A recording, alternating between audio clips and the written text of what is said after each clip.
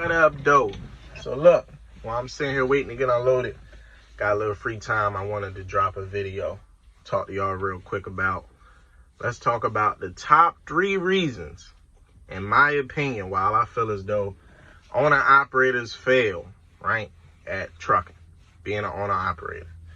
So reason number 1, above all, right, purchasing a bad truck. You know, just simply purchasing a headache truck. I'm talking about a truck that's always in the shop, is costing you way. I'm talking about you done dumped damn near every penny in it and you ain't made nothing, right? That happens. You know what I mean? Just purchasing a bad truck. You know what I mean? Reason number 1, because you can't do nothing with a bad truck.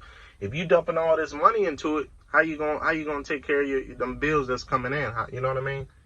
So that's reason number 1, right?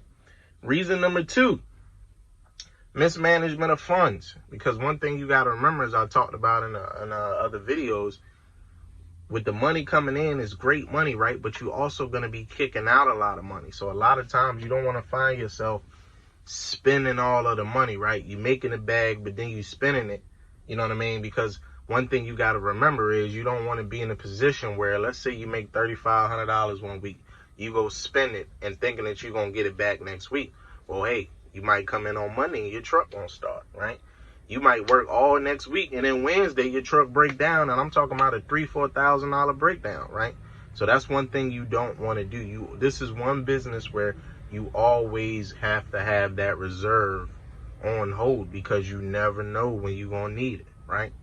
And reason number 3, the last reason, is not making enough revenue. You know what I mean? That's important, you know, because a lot of people I've met over the years, myself included, I've been in situations, my first company, my first owner-operator job, I was only paid a salary of $2,000. That's no money as an owner-operator. You know what I mean? Some company drivers make $2,000. So that's just one thing to keep in mind, man. You know what I mean? And you just don't want to be afraid of change. As far as, you know, that I've met a lot of people over the years that some of them were just afraid of change. They didn't want to go and switch companies. You know what I mean? I was with 4 companies until I actually decided to go ahead and go independent.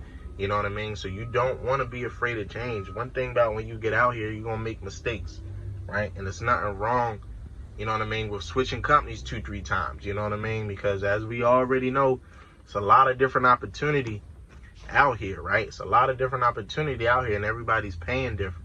So it's up to you to get out here and you to find the jobs, owner operators as well, that's paying above average, where you can actually make money. You know what I mean? So those are the top 3 reasons, man.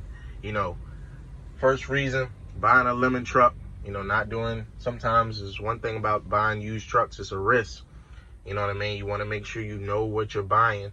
Reason number 2, mismanagement of funds, which definitely can happen. You know, and the last reason, just being afraid of change. You're not making enough revenue, where you need to go ahead and jump off that porch one more time and make a switch.